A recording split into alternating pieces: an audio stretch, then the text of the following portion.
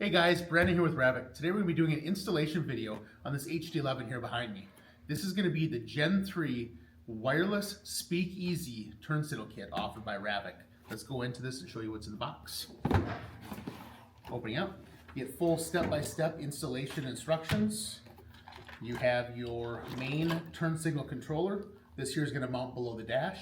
You have your front wires as well as your dash indicator lights. You have your receiver. This receiver is your wireless receiver, mounting in the right-hand rear side of the machine. Again, no wires to route through the machine.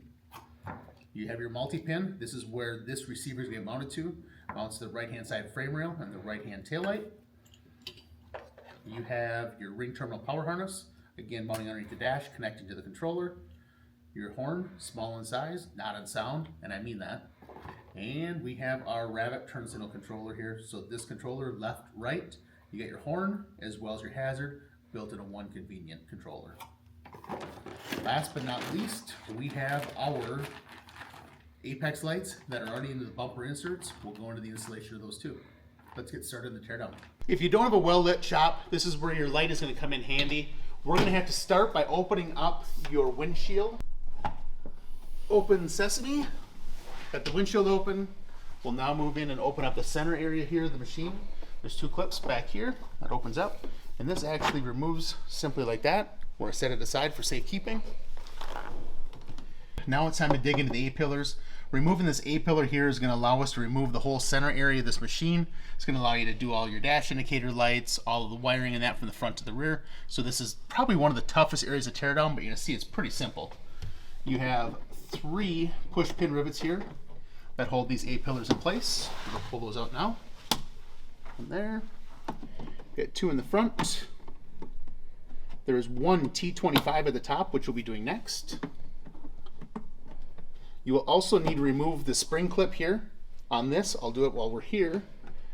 Utilizing a flat screwdriver or a screwdriver, you can take and remove this C-clip right here, and that'll just simply slide back into place.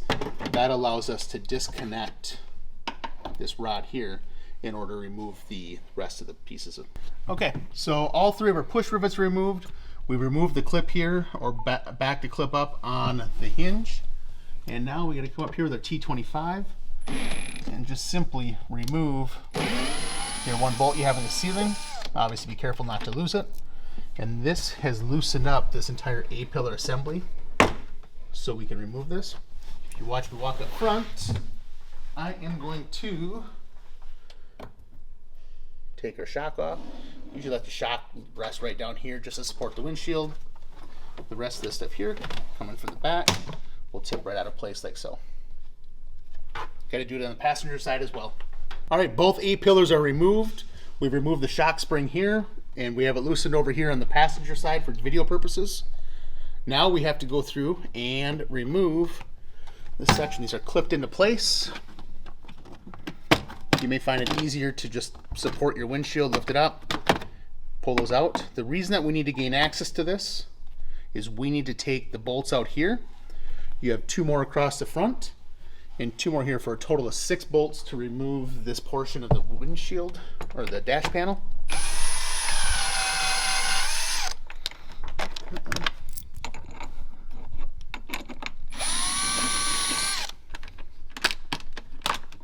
And again, this is probably one of the biggest teardown points of the machine, but it also is going to allow you easy access into the dash area where we're going to make our connections, route the wires, so on and so forth. Easy gunpowder. Damn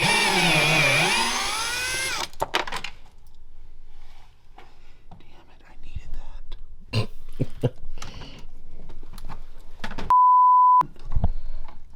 Your final 2 screws here. Kind of like it that R&D borrows me their tools every once in a while. They even let me borrow power tools today.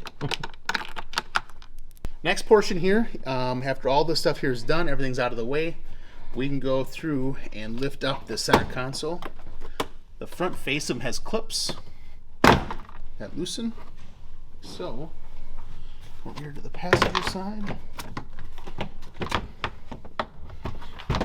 Bend it a little bit in the middle. I'm going to take this out and set it off to the side to be reinstalled later. So you can see where the center dash area open up. You have your dash indicators that go here. We'll end up mounting our controller up here behind the main gauge. You have your accessory terminals. You do have your grommet here that allow you to route the wires through the machine right up front, allowing easy access. Hey, Sean with RAVEK. Going to show you how to make your connections on your Speakeasy kit real quick here. I know we call a lot of that stuff out, but just wanted to show you firsthand. On your power connector, we're going to plug that in like that. I happen to have a ring terminal one. It might look a little bit different if you have a Polaris pulse bar connector that you need to put in there, but it connects the exact same way on the brain box. The switches or the lever are the same. So like this one says turn signal and this one says turn switch. We just plug those in together. Same with the horn hazard and the horn switch. Plug those in together. So that takes care of everything on the input. On the output side, we have your rear extension, your left turn, your right turn, and your horn. So for your rear extension, we won't be using that. For your right turn, what we're going to do is we're going to take this guy and install it for your DIs and get that inside there. And then we're going to grab the right harness as well, which would be the front right. And then we're going to connect the short side to that and then run this out to your front light. Same thing with the left. Just make that connection real quick for you there. And then run, remember that short side out. And then with the horn, that's a very simple connection as well. So it says horn here and horn on that. We're just going to plug those together. Just keep in mind that these aren't polarity sensitive. So if you do have to flip them and unhook this at some point, it doesn't matter which way they plug into those. So what I hold in my hand is going to be your controller. This controller is going to get mounted right behind your main screen where my thumb sits. And each one of those connections we've made there, you have your pulse bar or accessory panel right here. You can run everything forward or backwards in a nice convenient mounting location. There are going to be 3 specific wires that you're going to have to run from your controller around the machine through the grommet to the front. That is going to be your left turn, your right turn, as well as your horn wires. Again, most of these connections are already being made, but I'm going to make them again for the camera. You have your left turn signal, dash indicators, which are getting plugged in now. And then you have your right hand side, which again, they are clearly labeled. So not to be confused with anything else, they are clearly labeled. Installing them here. Those will be ran to the dash indicator lights.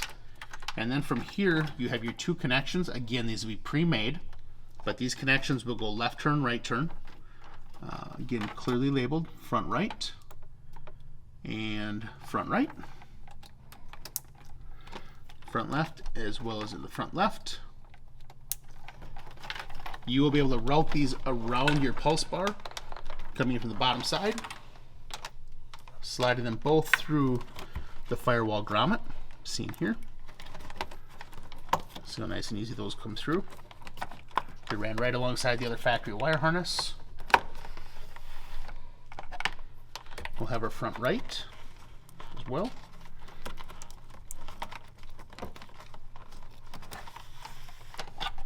Okay, those will be split down to where your apex lights are.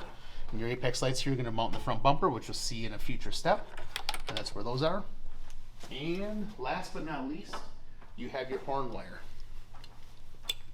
Your horn will be mounted up here underneath the dash, but this wire here also will get routed from the controller through the firewall grommet in the front here. If you're familiar with the old HD10s and that, they made it a lot easier on this HD11 to run wires forward, which we're very thankful for, and we'll be able to connect this horn. And our selected spot here to mount the horn is going to be right here. Back the bolt out. When you're mounting your horn, it's important that nothing is touching it along the side or it will change the tone. Fun fact is our horn actually comes with a changeable tone to where you can darken or deepen the tone or lighten the tone up. Does not matter which of these spade connectors go to which side. They're non-polarity specific. Just here. Attach that back in. So fun R&D, let me play with power tools. And again, I'm just going to fold that up there a little bit just to make sure it clears, and we'll test that in our final steps. Now we're at the point of where we're going to install our dash indicators. Our dash indicators can be installed right here behind this OEM cowl housing. Around the dash, you can push those out by pushing those clips out. We are going to center punch our dash indicators right here. When we go through to do that, we can put this back in place, drill through the secondary panel in the back, making sure there's nothing behind it when you're drilling, and then we'll oversize the hole so you can install your dash indicator with turn arrows. Nice and slow.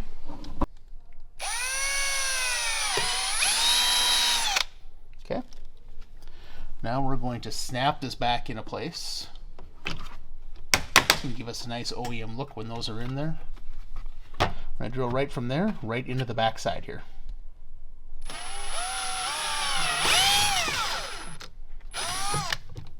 The reason we want to oversize the holes is because we're going to have to get a wrench over the back side of them in order to tighten these into the dash, giving it a nice OEM look.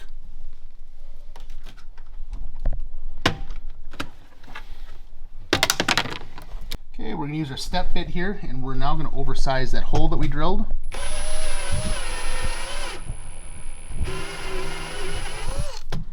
Allow us to get a wrench in the back side of that.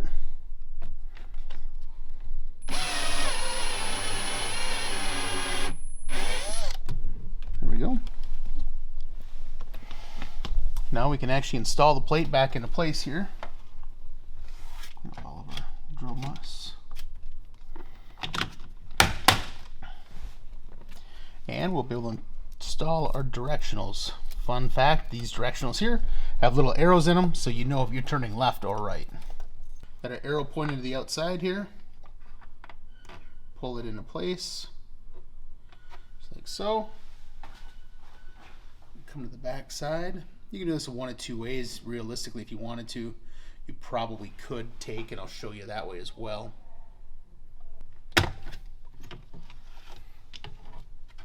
Now we're just aligning the arrows to point to the outside of the machine. We'll go through, put the lock washer on the top, put the nut on the back side of it, and then we can go through and tighten that all up. And then we're going to take and slide it through with the holes that we've already pre-drilled larger in size, so there's plenty of room for them to work through. And your dash indicators will be installed in your dash.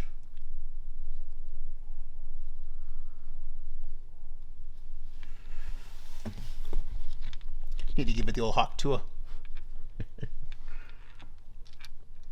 All right.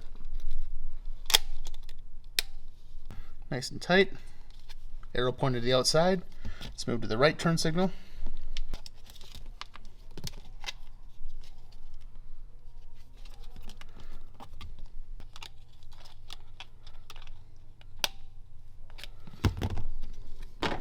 You go ahead and reinstall these back into the holes we've drilled larger. Again, that'll make it easier to get them in. Just like so. There we go. Dash indicator left, dash indicator right. Okay, we're going to go on the dash indicator right. We're going to go to black, and we're going to do red to yellow on these. Push them until they click. And we'll do the same thing on the left hand side. Okay, we're getting close to getting this done here. We have to run our apex lights in the front. We need to also run the turn signal toggle switches on the dash, and we're going to be buttoning this thing up pretty soon. Next step is to connect the turn switch and the horn switch. They are labeled, so they're simple to identify. And we are now going to go through, and you can see we've already pre-hooked up the wires into the accessory terminal, which is right behind, or right in front of, I should say, the main dash area.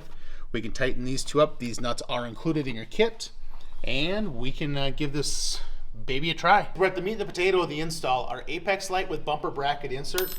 This bumper bracket insert only can go one way. You're going to notice that there's a little channel on the top here that falls in line with this groove. What we're going to do is we're going to peel the adhesive, stick the bumper bracket in there. We're going to spin this from the back side and tighten up our Allen wrench right here. But first, we're going to have to go through clean and prep the surface utilizing our alcohol prep pad, which is included in the kit.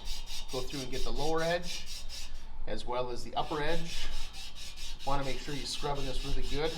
Obviously, a lot of the machines come with oils and stuff like that, as well as all the cleaners they use. You're going to let that dry, and then we're going to clean it with this primer pad. Okay, so we've got the alcohol already dried. We take our primer prep pad. This is an extremely important part of the install. This primer prep pad allows the surface to be properly prepared to adhere the VHB to. Once this is stuck in place, it will be there like concrete. You'll notice here in the alignment tab, that alignment tab has to suck in, so when you start turning the Allen head bolt here in the bottom, it's going to suck this into place to the back of the bumper, securing your bumper bracket in place, and your VHB will keep it there. So our surface is dry, as you can see with the prep pad. We've aligned the inside corner here with this. That's how you identify it. This inside corner will be removed. That way water, dirt, debris in that, when you clean the machine, will run right out the bottom there. We're going to take and run this wire, which will be connected up into our front left and right side turn signals when we get to that point.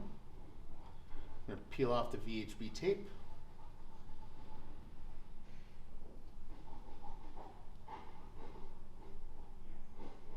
Wish I had a set of nails. There we go. Get this side peeled off, and we have this side peeled off.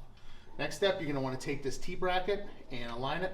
Again, remembering the fact that it needs to be the long side down, short side up, and so it fits in the groove.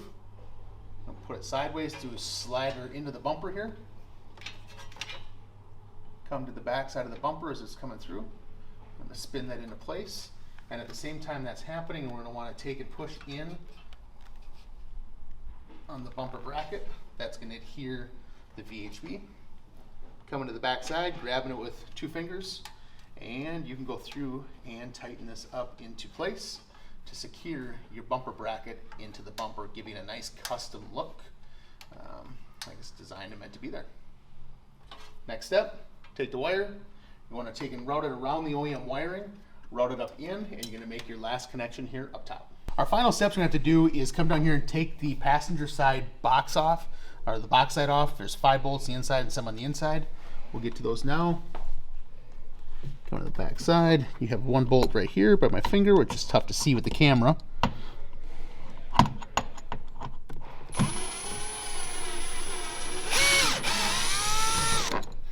That one. 2 here.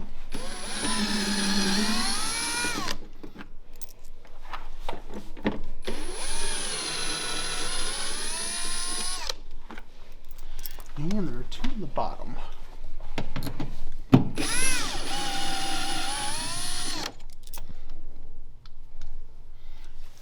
Take the box side down. Oh, there's a 6th screw. So we have our 6th screw on the outside. There was 5 visible, easily visible. You got 1 more that's kind of tucked in back here. I am utilizing a ratchet wrench with a Torx bit on it. Just get into it.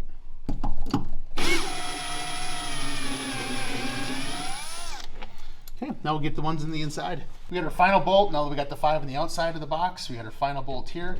You're gonna want to unscrew this and kind of hold the side so it does not have the ability to fall. Okay. Set the bolt off to the side. So again, with your 6 screws, you got 1 here, 1 here. You got the 1 in the back, you get the 3 on the bottom side there. You'll be able to take and remove this box side, like so. Get its way out. You will notice that your light is also attached on the other end of it. We can disconnect that light and slide your box side up, set it out the side. Hey, Sean again.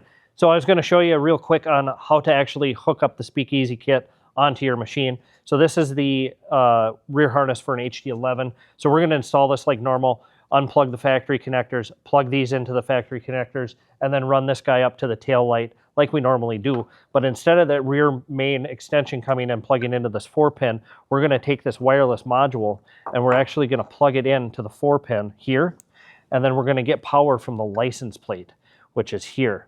Now, if you plan to run a license plate light, or if you purchased one, there will be a separate harness here that'll run power out to your license plate for you. In the back we need to make the connection for our wireless receiver, which is right there. There is a 4-pin plug and a 2-pin plug that need to be plugged into the multi-pin. Multi-pin connection is made right there. Followed alongside your frame rail up into the right-hand taillight. Final step here before testing, we are going to install our toggle switches. I'm going to put our turn signal here and our horn hazard here just because it's a natural. You don't have to look for it in the dark or in a needed situation. Go ahead and reach in here. You can do these one of two ways. There's a clip on the back side. You can reach in and pick them up that way. If you chose to do a turn signal stock, which many do, the turn signal switches are not needed in this scenario. To start, make sure you can read the RAVEK on the turn signal switch itself, and we're going to feed these in here, grabbing them from the back side to pull the wire in. Again, there is that, and we'll just simply push these into place. Same thing for the horn hazard. Making sure you can read the RAVEK sign, because who wouldn't want to read the RAVEK sign? Do that. And we just need to run these over and connect them into our controller in the center of the dash. Let's get to it. So we're at the point now we're going to go through and install the turn lever here. You can see we've already installed our 2 bolts that hold it onto the lever. Our orientation is like this. This little gray lever actually allows you to detach the steering column from the bottom. And we're going to use the top right, the top left, and the bottom left bolts with the screws that we provide. They're just a Phillips head screw. Slide in there. Get it aligned. Just like so. Do that to the other 3 holes here as well. Screwdriver ain't liking it. Come on. Okay. So the steering lever is mounted here. You can see right here. We're going to take and route the wires on top of the column over to where our controller is in the center of the dash. All right, guys, real tough part of the install here, license plate frame. This is a multi-state license plate frame that is lighted. It allows you to mount your license plate frame right back here to where Can-Am has the slots. Obviously, you would generally install your license plate in front of this, utilizing the bolts we supply. Don't drop them. Bolt them into place. And you're going to want to route your wire back to the frame and zip tie it underneath the muffler. And then what you're going to do is route it to the right hand side of the muffler up here along this frame rail into your right hand side multi-pin where you'll make this connection. Fun little addition we made to the Speakeasy kit is a mode that we like to call party mode. People that are working construction sites, farmers, plow truck drivers, they're going to like this option. Just add some additional safety, visibility, and looks great while doing it. Brakes.